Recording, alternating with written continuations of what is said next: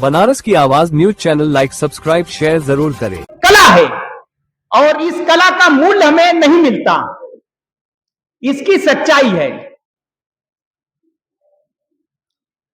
दुनिया में जो एक शब्द है, आओ इल्म का चिराग जलाएं। दुनिया में जो भी कौन तरक्की की है, हमारे मास्टर साहब, हमारे टीचर नेशनल इंटर कॉलेज के यहां मौजूद हैं। आप भी बुनकर हैं, आप रिटायर हुए टीचर नेशनल इंटर कॉलेज से। आओ इल्म का चिराग जलाएं। तो कलाम पाक की पहली आयत जो है, इकरा बिस्म,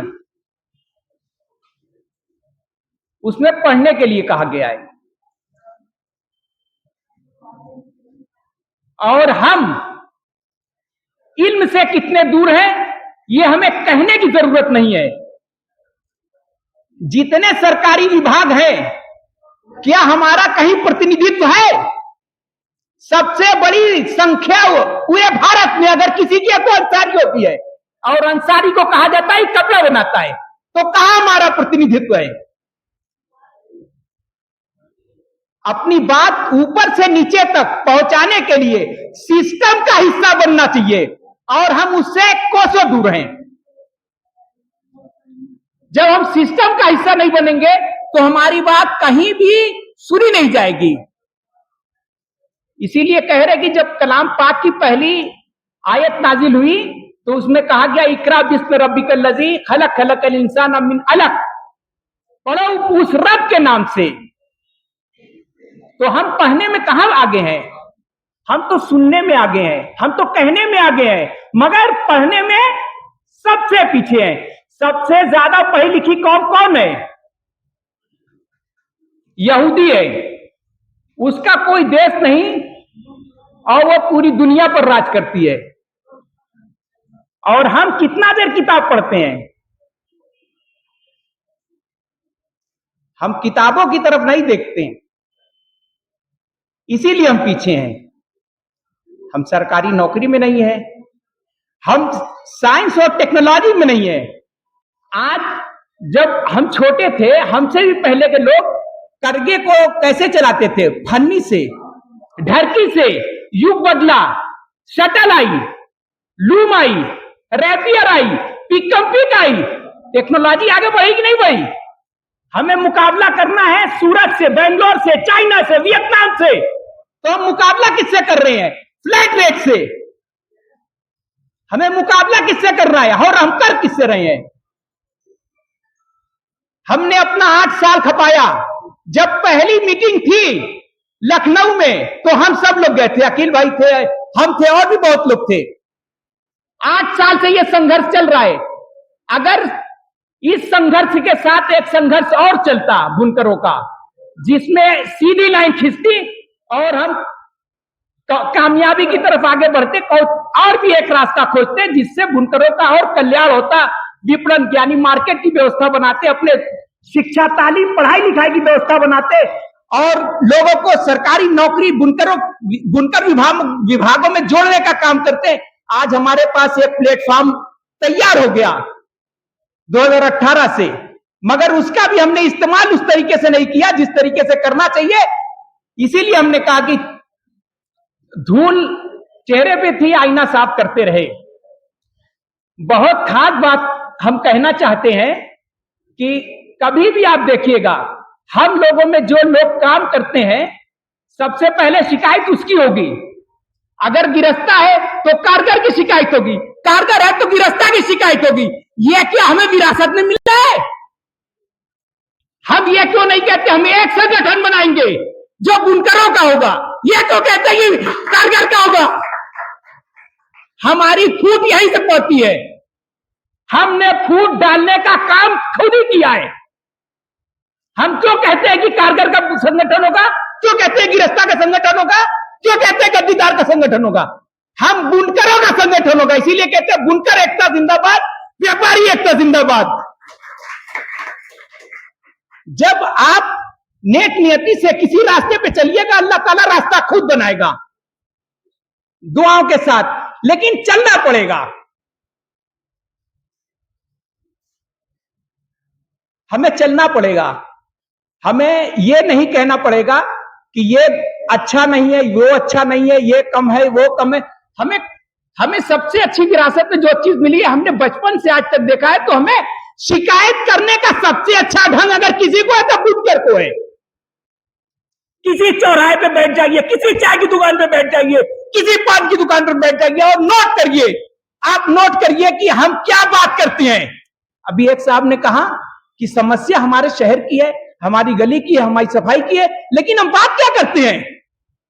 हम बात करते हैं हारमूज पर, हम बात क्या करते हैं इजराइल पर, हम बात क्या करते हैं ईरान पर।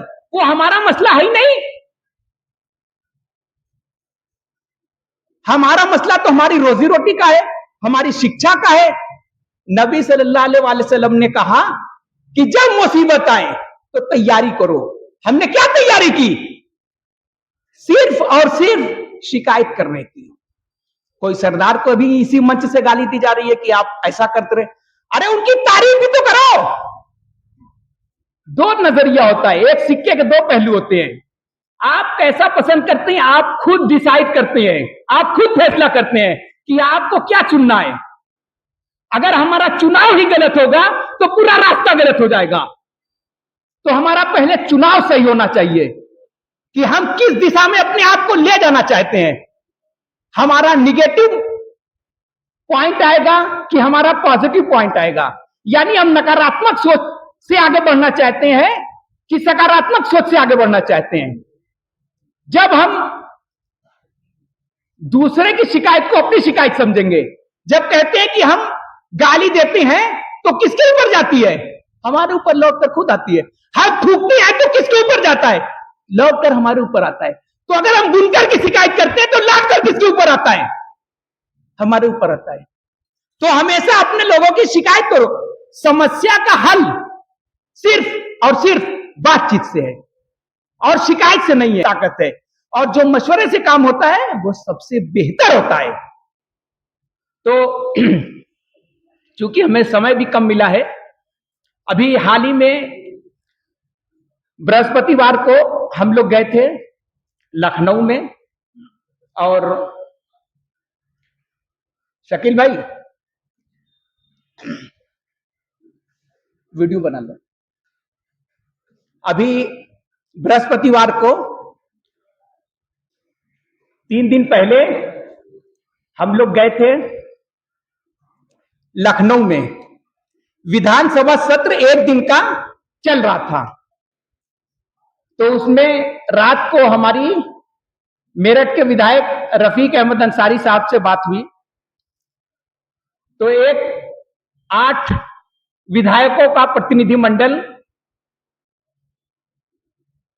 कपड़ा मंत्री राकेश सचान जी से मिला और अपनी बातों को पुरजोर तरीके से रखा। उसके बाद